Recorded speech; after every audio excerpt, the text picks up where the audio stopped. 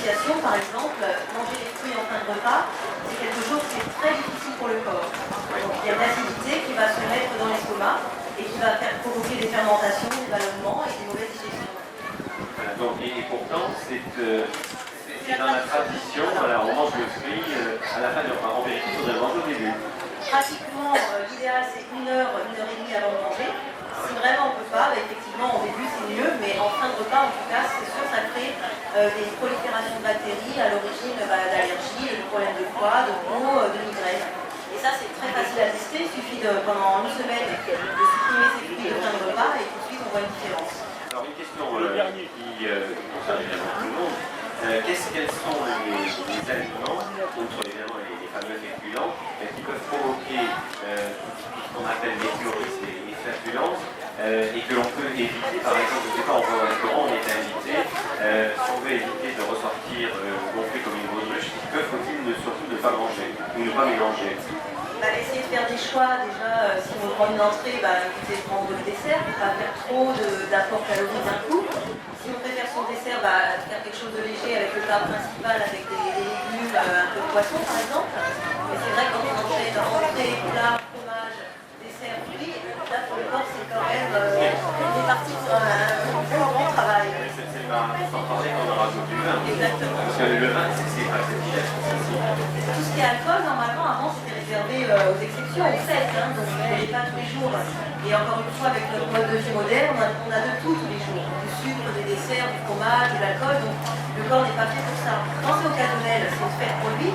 Quand c'est tous les jours, c'est trop. Trop, c'est trop. Avant de vous laisser Michel Roger, j'avais eu, et ça corrobore tout à fait ce qui avait été dit, j'avais reçu à 90 pour les rendez-vous de la beauté, j'avais reçu une nutritionniste de l'hôpital d'Archer qui confirme également avec un paragraphe sur les calories entrées et sorties.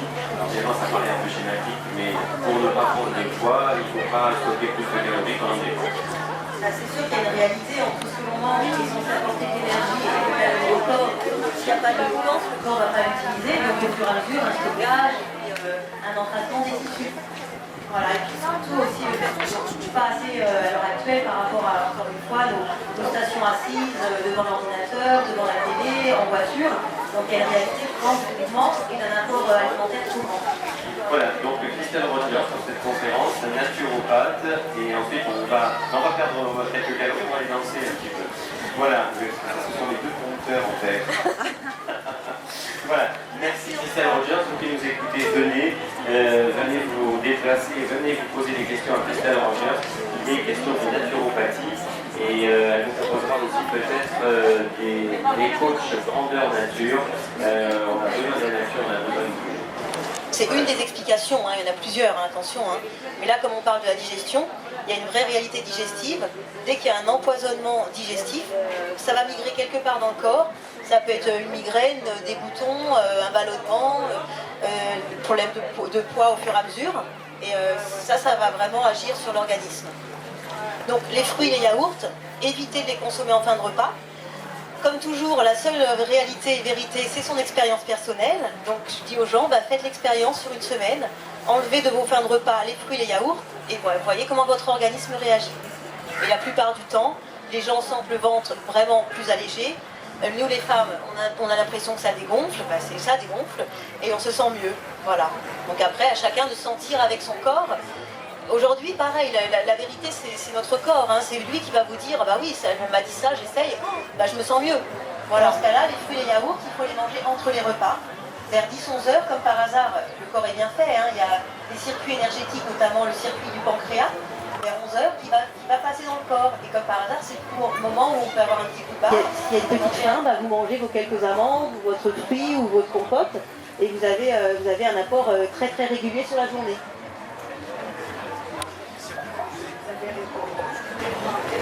Ah bon? Ça m'intéresse. Pourquoi on fait une dépression? Vous croyez que c'est... Dans la dépression, il y a plein d'origines, mais souvent, à l'heure actuelle, il y a aussi un grand manque de mouvement. On ne bouge pas assez.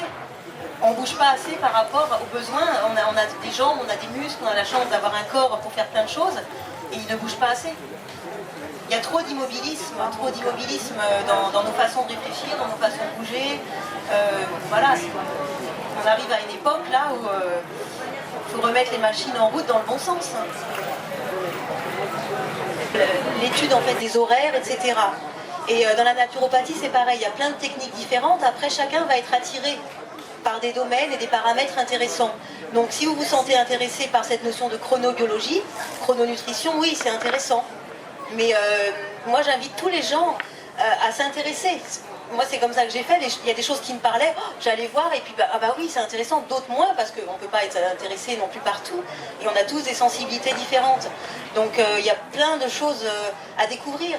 Et moi, ce que je trouve dommage de nos jours, c'est qu'on ne fait pas assez découvrir tout ça. Il y aurait des milliers de choses simples, la respiration, des techniques même de massage, de toucher toutes simples pour chacun, l'alimentation, les recettes basiques à faire, les enfants à l'école, ou voilà.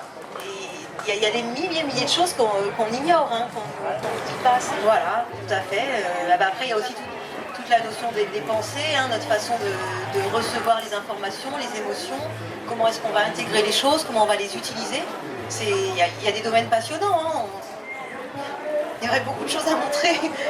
C'est vrai que ça serait bien d'apprentissage jeune, hein, parce que ça commence seulement à sortir un peu de terre.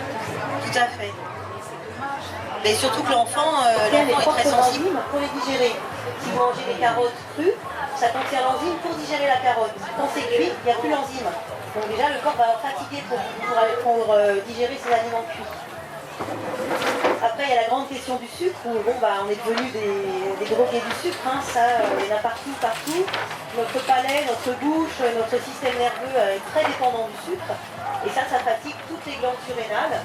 Donc ça va aussi engendrer beaucoup de fatigue, beaucoup de déprime aussi, hein, parce qu'on est sans arrêt sur des hauts et des bas au niveau de l'insuline. Donc c'est vrai que le sucre, on en consomme aussi beaucoup trop. Et un repas normalement bien équilibré n'a pas besoin forcément de sucre sans arrêt. Avant, les gens faisaient des repas de fête assez occasionnels, donc là c'était super. Les gens se retrouvaient, on pouvait manger des repas un peu plus copieux, un peu de tout. Mais nous, comme je disais au début, on mange tout le temps. Donc il y a un épuisement de tout le système digestif bien plus. Il n'y a jamais trop tard. Non, parce que le corps a un potentiel de régénération. Pareil, on n'en parle pas assez. On a ce réflexe médicament, mais notre corps a un potentiel de guérison et d'auto-guérison. On n'en parle jamais de ça.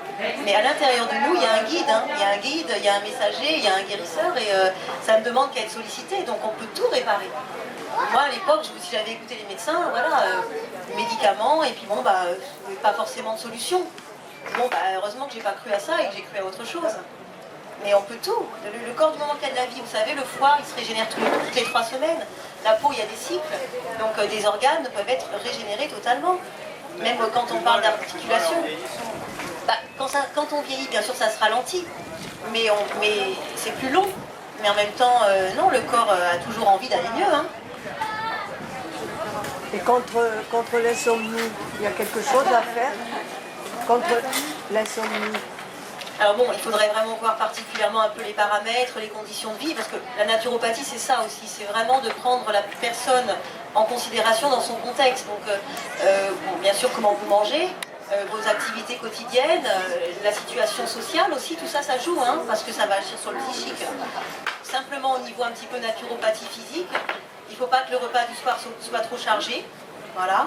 Vous pouvez aussi après prendre des oligosols de lithium, qui sont en fait des calmants doux pour aider aussi l'endormissement. Les tisanes, ça c'est intéressant, c'est bien de les prendre avant de manger. Si vous les prenez en fin de repas, en fait si vous prenez des tisanes, des grosses quantités de liquide après le repas, vous allez diluer le bol alimentaire, parce que vous allez manger. Donc le corps va se préparer, comme vous parlez des programmes de la machine à laver, il va préparer donc, la digestion pour le repas, le dîner, et d'un coup vous lui rajoutez une grosse quantité d'eau chaude, ou en tout cas une tisane, une infusion par-dessus. Vous allez tout diluer. Donc le corps va avoir plus de mal à digérer. Parce que pour intervenir sur des aliments dilués, c'est plus compliqué. Donc ça, c'est vraiment ça surprend les gens. Mais si vous prenez une infusion une demi-heure avant de manger, non seulement vous préparez votre repas, parce qu'il y a un liquide chaud avec, donc, selon la plante que vous choisissez, des principes actifs. Donc le corps va préparer sa digestion. Vous calmez le système nerveux, donc déjà on va manger moins, parce qu'il y a quand même beaucoup de déséquilibres nerveux à l'heure actuelle. Et puis vous allez pouvoir, comme vous êtes à jeun, la tisane va passer au niveau intestin, estomac, etc. Donc vous préparez votre digestion. Et là vous pouvez manger tranquillement.